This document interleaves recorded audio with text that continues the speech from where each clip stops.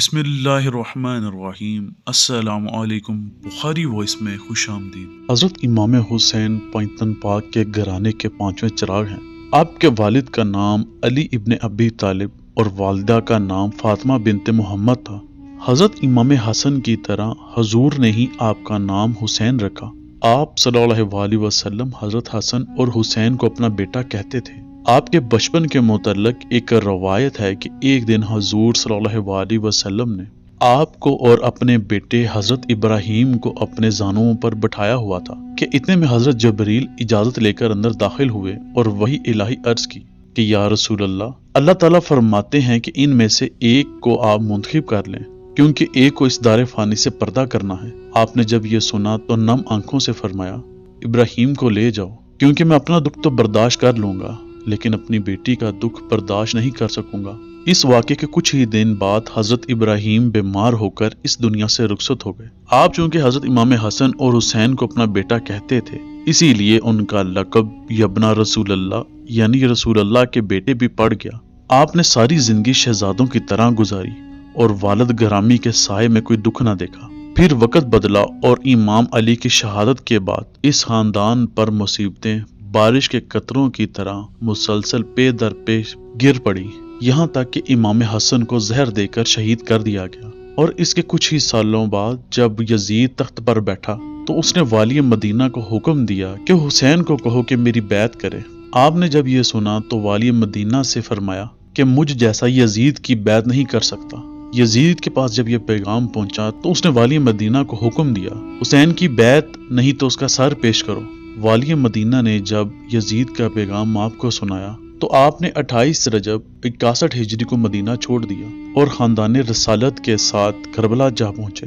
آپ کے گھوڑے کا نام مرتجز تھا اور حضور صلی اللہ علیہ وسلم نے اپنے نواسے کو تحفے میں دیا تھا۔ اس گھوڑے کا ایک نام زلجنہ یعنی پروں والا گھوڑا بھی ہے۔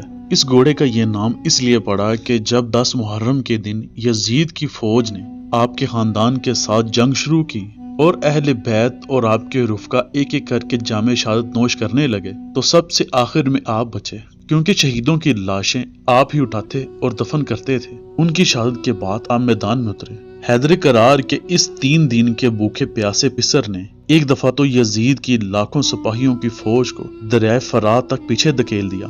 خون حیدر اور تلوار ذوالفقار نے شجاعت اور بہادری کے وہ جوہر دکھائے کہ کئی ہزار فوجیوں کو آپ نے جہنم واصل کیا۔ یزید کی فوج نے جب یہ دیکھا کہ پسرے حیدر کرار کو تلوار اور نیزوں سے نہیں ہرایا جا سکتا تو عمر سعد ملعون جو یزید کی فوج کا سپر سالار تھا حکم دیا کہ آپ پر دور سے ہی تیروں کی بارش کی جائے کیونکہ کوئی بھی آپ کے قریب نہیں جانا چاہتا تھا۔ یوں باغتی ہوئی فوج دوبارہ اکٹھی ہوئی اور آپ پر ہزاروں تیروں کی برسات کر دی جس سے آپ اور آپ کا گھوڑا شدید زخمی ہو گئے۔ روایت ہے کہ اتنے تیر گھوڑے کے پہلوؤں میں پیوست ہو چکے تھے کہ دور سے دیکھنے میں ایسا لگتا تھا کہ اس کے 2 پر ہیں، اسی لیے آپ کے گھوڑے کو زلجنہ یعنی پروں والا گھوڑا بھی کہا جاتا ہے۔ اس کے بعد یزیدی فوج آپ کے کچھ قریب آئی اور پھر دور سے ہی نیزوں اور بالوں سے حملہ کیا۔ عمر سعد ملعون کی مسلسل آواز آ رہی تھی کہ حسین کو گھوڑے سے نیچے گراؤ۔ آخر اتنے میں غیب سے آواز آئی کہ بیٹا حسین کب تک لڑے گا؟ یہ سننا تھا کہ میرے مولا نے ذوالفقار کو نیام میں ڈالا اور حکم خدا پر لبیک کہتے ہوئے سر کو جھکا لیا کیونکہ آپ کی پیدائش پر ہی آپ کے نانا حضور صلی اللہ علیہ وسلم کو آپ کی شہادت کی خبر دی جا چکی تھی۔ آخر نیزوں اور بالوں کے وار سے آپ گھوڑے کے زین سے زمین پر تشریف لائے اور سجدہ شکر کرنے کے لیے پیشانی کو زمین پر ٹکا دیا۔ یہ دیکھ کر شمر لعین آپ کے پاس آیا اور آپ کی زلف مبارک کو ہاتھوں میں پکڑا اور انعام کے لالچ میں اپنا پرانا خنجر نکالا جو تیز نہ تھا۔ سر اقدس کو جدا کرنے کے لیے گردن مبارک پر ایک وار کیا لیکن خنجر تیز نہ ہونے کی وجہ سے سر اقدس گردن سے جدا نہ ہوا۔ اس ملعون نے 5 وار اور کیے اور 7ویں وار سے پنجتن کے چمن کا پھول ٹہنی سے جدا ہو گیا۔